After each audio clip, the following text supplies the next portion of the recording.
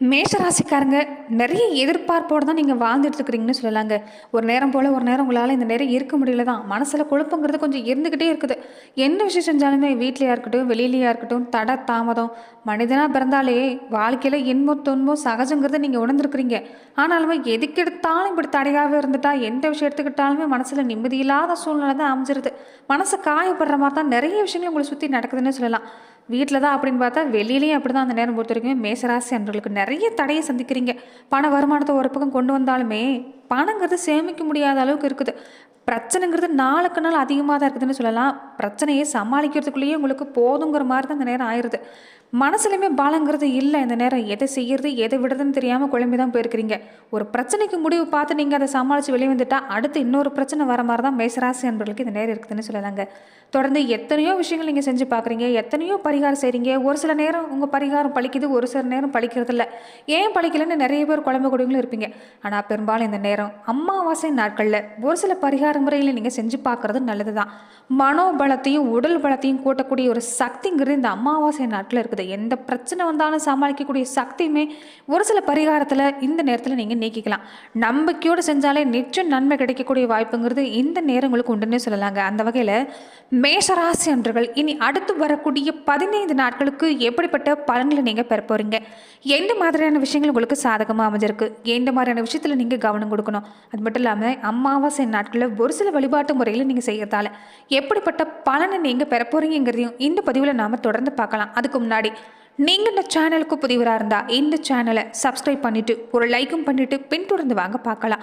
மேலுமே இந்த வீடியோ பதிவை எந்த மாவட்டத்திலிருந்து நீங்கள் பார்க்குறீங்கிறத மறக்காமல் கமெண்ட் பாக்ஸை சொல்லிட்டு போங்க.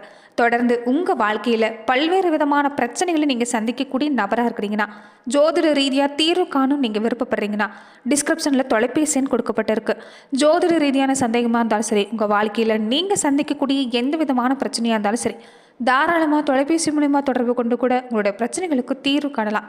பெரும்பாலுமே அமாவாசை சொல்லக்கூடியது அற்புதமான நாள் தாங்க. உண்மையிலேயே ஒரு செயலை வெற்றிக்கு அடித்தளம் இடக்கூடிய நாள் எதுன்னு கேட்டிங்கன்னா இந்த அமாவாசை நாட்கள் தான். பெரிய பரிகாரம்லாம் கிடையாதுங்க, ரொம்ப சிம்பிளான விஷயம்தான். அமாவாசைன்னு சொன்னாலே சூரியனும் சந்திரனும் இணையக்கூடிய நாள். சாஸ்திரத்தில் சூரியனை ஆத்மா காரணம் சொல்லுவாங்க. சூரியனை சாட்சியை வச்சு தான் நம்ம எல்லாருமே எல்லா காரியமும் செஞ்சுட்டு வரோம். நம்ம நல்லது கெட்டது எதை செஞ்சாலும் சூரியன் சந்திரன் சாட்சியாக தான் பெரும்பாலும் நம்ம செய்யக்கூடிய விஷயத்தை நீங்கள் பார்த்துருப்பீங்க. எதை நம்புறீங்களோ இல்லையோ, சூரியன் உதயமாகிறதும் அஸ்தனமாகிறதும் சந்திரன் வளர்றதையும் தேய்கிறதையும் நீங்கள் பார்க்காமலாம் இல்லை. இதுக்கு எல்லாத்துக்குமே ஒரு சிறப்பான சக்திங்கிறது ஒரு இயக்கங்கிறது இருக்குது. அதுக்கு அமாவாசை நாள் மிகச்சிறப்பான நாளாக நம்ம சொல்லலாங்க. உங்கள் வாழ்க்கையில் பல தடைகள் நீங்கி சகல சௌபாக்கியம் கிடைக்கணும்னா ரொம்ப சிம்பிளான விஷயந்தான். உங்கள் குலதெய்வ வழிபாட்டையும் முன்னோர் வழிபாட்டையும் நீங்கள் செஞ்சாலே போதும், கண்டிப்பாக நல்ல பலன் கிடைக்கக்கூடிய வாய்ப்புங்கிறது உங்கள் வாழ்க்கையில் உண்டாங்கன்னு சொல்லலாங்க. அது மட்டும் இல்லாமல் இந்த நேரத்தில் இந்த சக்தி நிறைந்திருக்கக்கூடிய பெண் தெய்வத்துக்கு வழிபாடு செய்வது ரொம்ப சிறப்பான பலனை தரும். ரொம்ப முக்கியமாக பார்த்தீங்கன்னா இந்த பிரத்திங்கரா வாராகி மாதிரியான தெய்வத்துக்கு எல்லாமே இந்த நேரத்தில் நீங்கள் வழிபாடு செய்கிறது ஒரு நல்ல பலன் தான். மிளகாய் ஹோமம் இல்லாமல் நடத்துவாங்க. அந்த ஹோமத்தில் நீங்கள் கலந்துக்கிறது கண்டிப்பாக உங்கள் வாழ்க்கையில் எத்தனை சங்கடம் இருந்தாலும் சரி, அந்த யாகத்தில் நீங்கள் கலந்துக்கிறதால 16 வகையான பேர்கள் பெறக்கூடிய வாய்ப்புண்டு. அதே மாதிரி தான் பௌர்ணமி அன்னைக்கு செய்வாங்க. இந்த யாகத்தில் கலந்துக்கிட்டீங்க நல்ல பலன் கிடைக்கக்கூடிய வாய்ப்புண்டு. அதே மாதிரி தான் அமாவாசை நாட்களை பொறுத்த வரைக்குமே குலதெய்வத்தை மனதார பிரார்த்தனை செய்யணும். குலதெய்வ கோவிலுக்கு போயிட்டு வரது நல்லது தான். முன்னோர்களுக்கு பொறுத்த வரைக்குமே நீங்கள் வீட்டில் உங்கள் முன்னோர்களுக்கு இஷ்டப்பட்ட படையில நீங்கள் கொடுத்துட்டு, அதாவது அந்த நாட்களில் உங்கள் முன்னோர் இஷ்டப்பட்ட பொருட்களை நீங்கள் வச்சு நீங்கள் வழிபாடு செய்கிறது மட்டும் இல்லாமல் நீங்கள் எள்கலந்த உணவை காகத்துக்கு வைக்கிறது நல்லது. ஆனால் எக்காரணத்தை கொண்டும் எள்ளை நீங்கள் ஒருத்தர்கிட்ட தானமாக வாங்கக்கூடாது. நீங்களாகவே கடைகளை போய் நீங்கள் உங்களுடைய பணத்தால் நீங்கள் வாங்கிட்டு வந்து நீங்கள் செய்கிறது நல்லதுங்க.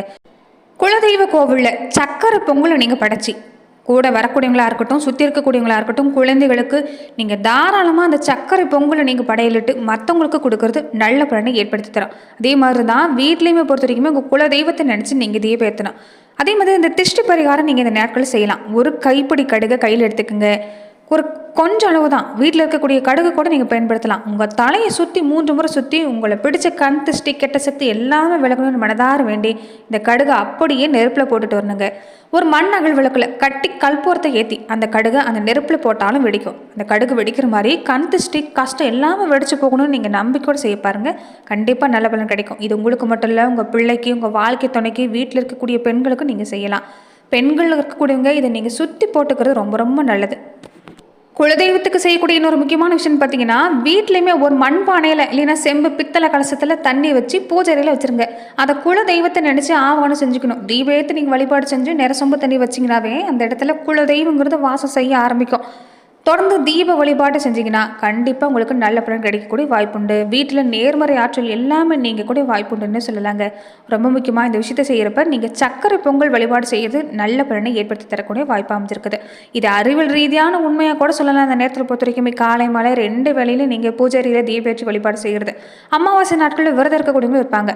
விரதம் இருக்கக்கூடியவங்க முடிஞ்ச வரைக்குமே இந்த நேரம் நீங்க தொடர்ந்து உங்க குலதெய்வ கோவில்ல வழிபாடு செஞ்சுட்டு வருது கண்டிப்பா நல்ல பலனை தரும். அமாவாசை நாட்கள்ல பிரம்ம முகூர்த்தத்துல எழுந்து நீங்க வழிபாடு செய்யறது இன்னுமே விசேஷ சக்தி கொடுக்குங்க. அதே மாதிரி நிலவாசப்படியில் உங்க குலதெய்வத்தை நீங்க வர வைக்க பாருங்க. நிலவாசப்படியை சுத்தம் செஞ்சு நிலவாசப்படிக்கு நீங்க பூஜைகள் செஞ்சு வீட்டில் உங்க குலதெய்வத்தை வர வச்சு இந்த விஷயத்தை செஞ்சுட்டு இருந்தீங்கன்னா கண்டிப்பா நல்ல பலன் கிடைக்கும். அதே மாதிரி தான் முன்னோர்களுக்கு தர்ப்பணம் கொடுக்கறது, முன்னோர் வழிபாட்டை செய்யறது இந்த நாட்களில் நல்லது. அதே மாதிரி இந்த கண்திஷ்டி பரிகாரம் எல்லாமே இந்த நேரத்தில் ஏற்படுத்திக்கிறது கண்டிப்பா நல்ல பலனை ஏற்படுத்தி தரும். தொடர்ந்து பார்த்தீங்கன்னா மேசராசி அன்பர்கள் இனி அடுத்து வரக்கூடிய 15 நாட்களுக்கு எப்படிப்பட்ட பலனை பெற போறீங்கன்னா, நேரம் சுக்கிரன், புதன், செவ்வாய், சனி, ராகு இந்த கிரகங்கள் அனுகூலமாக இருக்குது. மற்ற கிரகத்தால் நன்மை அதிகமாக கிடைக்குதோ இல்லையோ, இந்த கிரகத்தால் உங்களுக்கு நல்ல பலன் கிடைக்கும். முன்னாடி விட இந்த நேரம் சிறப்பாக தான் இருக்குது. ஒரு பண வருமானம் இல்லையேன்னு தடுமாறினீங்கன்னா கூட சரியான நேரத்துக்கு பண வருமானம் கிடைச்சிடும்.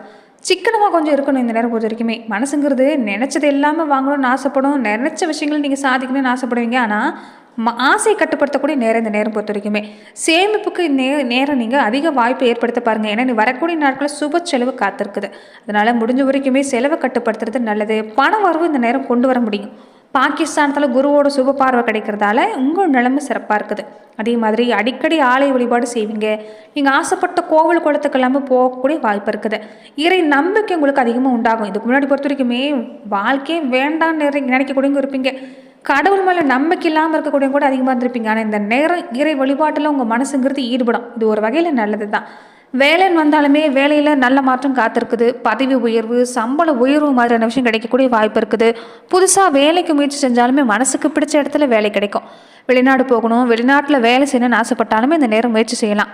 தொழில் வியாபாரமே இந்த நேரம் சிறப்பாக தான் இருக்குது. ஓரளவுக்கு ஒத்துழைப்பு கிடைக்கும். உங்கள் பொருளுக்கு எல்லாமே நல்ல வேலை கிடைக்கும்.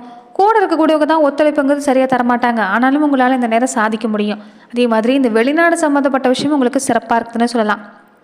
கலைத்துறையை சார்ந்திருக்கக்கூடியவங்க, அரசியல் துறையை சார்ந்திருக்கக்கூடியவங்களுக்கு எல்லாமே இந்த நேரம் சிறப்பான நேரம் தாங்க. ஒரு சிலருக்கு எல்லாமே வெளிநாடு போகிறதுக்கு வாய்ப்பு இருக்குது. அது மட்டும் இல்லாமல் கட்சி ரீதியாக பார்த்தீங்கன்னா மற்ற கட்சிக்காரங்க உங்களுக்கு இந்த நேரம் பொறுத்த வரைக்கும் அவங்க கட்சிக்கு கூப்பிடுவாங்க. ஆனால் கொஞ்சம் கவனம் கொடுக்கணும். மனசில் இந்த எண்ணத்துக்கு இந்த நேரம் இடம் கொடுக்காதீங்க. இருக்கிற கட்சியிலே நீங்கள் இருந்து இந்த நேரம் செயல்பட பாருங்கள். அதுதான் நல்லது. எதிர்காலத்துக்கு அதுதான் நல்லது. செல்வாக்கு உங்களுக்கு சிறப்பாக இருக்குது. வெளியிலையும் சரி, வீட்லேயும் சரி, கட்சியிலும் சரி ஆதரவு உங்களுக்கு சிறப்பாக இருக்குது. சுக்கிரன் இந்த நேரம் உங்களுக்கு சிறப்பாக இருக்கிறதால நல்ல மாற்றம் தான். மாணவர்களுக்கு எப்படி இருக்குன்னு பார்த்தீங்கன்னா நல்ல மதிப்பெண் பெறக்கூடிய நேரம் தான். ஆசிரியர்களுடைய ஆதரவு சிறப்பாக இருக்குது. பெற்றவங்களுடைய ஆதரவு சிறப்பாக இருக்குது. இதை விட வேறு எதுவுமே உங்களுக்கு தேவையில்லை. படிப்பில் கவனம் செலுத்தினாலே போதும், சிறப்பாக இருக்குது. அதே மாதிரி இந்த அரசாங்க சம்மந்தப்பட்ட உதவி உங்களுக்கு கிடைக்கும். இந்த ஸ்காலர்ஷிப் மாதிரியான விஷயங்கள் எல்லாமே கிடைக்கக்கூடிய வாய்ப்பு இருக்குது. முயற்சி செஞ்சு பாருங்கள், கண்டிப்பாக நல்ல பலன் தான். விவசாயம் சம்மந்தப்பட்டிருக்கக்கூடியவங்களுக்கு எல்லாமே நல்ல விளைச்சல் இந்த மாதத்தில் பொறுத்த வரைக்குமே கிடைக்குங்க. வருமானமும் சிறப்பாக இருக்குது. கால்நடை வழியில் இதுக்கு முன்னாடி தொந்தரவு சந்திச்சவங்களுக்கு கூட இந்த நேரம் கால்நடை வழியில் நல்ல மாற்றம் தான். கொஞ்சம் அதிகப்படியான அலைச்சல் இருக்கும். கடுமையான உழைப்பு கொடுக்குற மாதிரி தான் இருக்கும். ஆனால் உழைப்புக்கேற்ற பலன் கிடைக்கக்கூடிய நேரமாக இந்த நேரம் அமைஞ்சிருக்கு. பெண்களாக இருக்கக்கூடியவங்களுக்கு 2 முக்கியமான கிரக சேர்க்கை உங்களுக்கு சிறப்பாக இருக்குதுங்க. குரு பகவான் மட்டும்தான் கொஞ்சம் சாதகமாக இல்லை. என்ன ஒன்று, குடும்பத்தில் சண்டை சச்சரவு இருந்துக்கிட்டே இருக்கும். மனசமைதி கிடைக்கிற மாதிரி ஏதாவது ஒன்று இருந்துக்கிட்டே இருக்கும். இந்த நெருங்கின சொந்த பந்த வகையில் உங்களுக்கு புரிஞ்சுக்க மாட்டாங்க. ஏதாவது ஒரு வகையில் உங்களை குத்தங்குறை சொல்லிகிட்டே இருப்பாங்க. நிறைய கருத்து வேறுபாடு இருக்கும். நீங்கள் பெருசுப்படுத்தாமல் விட்டுட்டாலும் அது தன்னால் அடங்கிடும். அதனால் இந்த நேரம் மற்றவங்க நிலையில் கவனம் செலுத்த வேண்டாம். உங்கள் வேலையில், குடும்ப வாழ்க்கையில் கொஞ்சம் கவனம் செலுத்த பாருங்கள், சிறப்பாக இருக்குது. வேலை சும்மா அதிகம்தான், ஆனால் திறமை உங்களுக்கு சிறப்பாக இருக்குது. கொஞ்சம் உற்சாகமாக சுறுசுறுப்பாக இருந்தீங்கன்னா போதும், இந்த நேரம் சிறப்பு தாங்க.